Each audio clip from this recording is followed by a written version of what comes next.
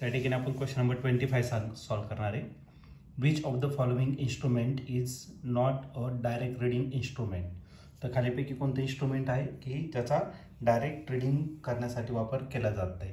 त्याच्यात 4 ऑप्शनपैकी पहिले जे ऑप्शन आहे ते आहे ॲमीटर, बी ऑप्शन आहे इलेक्ट्रॉनिक बॅलन्स, सी आहे पोटेन्शियोमीटर आणि डी आहे व्होल्टमीटर. तर हा क्वेश्चन 2020ला आलेला होता. त्याच्या 4 ऑप्शनपैकी करेक्ट ऑप्शन कोणता असणार आहे ते याला आपण डिस्कस करूया. तर या क्वेश्चनमध्ये आपल्याला असं दिलेलं आहे की कोणता असं इन्स्ट्रुमेंट आहे की जे डायरेक्ट रीडिंग पॉसिबल नाही याच्यामध्ये. तर पहिले जे ऑप्शन आहे तर ते आहे तुमचं ॲमीटर. फर्स्ट ऑप्शन आहे ॲमीटर. ॲमीटर असा डिव्हाइस आहे जो कशासाठी यूज केला जातो, इलेक्ट्रिक करंट मेजर करण्यासाठी, आणि तो डायरेक्टली या इलेक्ट्रिक करंटची काय करतो तर व्हॅल्यू फाइंड करण्यासाठी यूज केला जातो. म्हणजे ॲमीटर हा डायरेक्ट रीडिंग मेथड इन्स्ट्रुमेंट आहे. दुसरं जे आहे बी ते आहे इलेक्ट्रॉनिक बॅलन्स.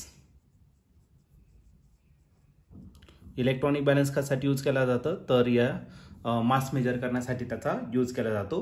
तो पण डायरेक्ट यूज केला जातो. डायरेक्टली तुम्ही त्याचं काय करू शकता तर मास मेजर करू शकतात. सी ऑप्शन जे आहे तर ते आहे तुमचं पोटेन्शियोमीटर.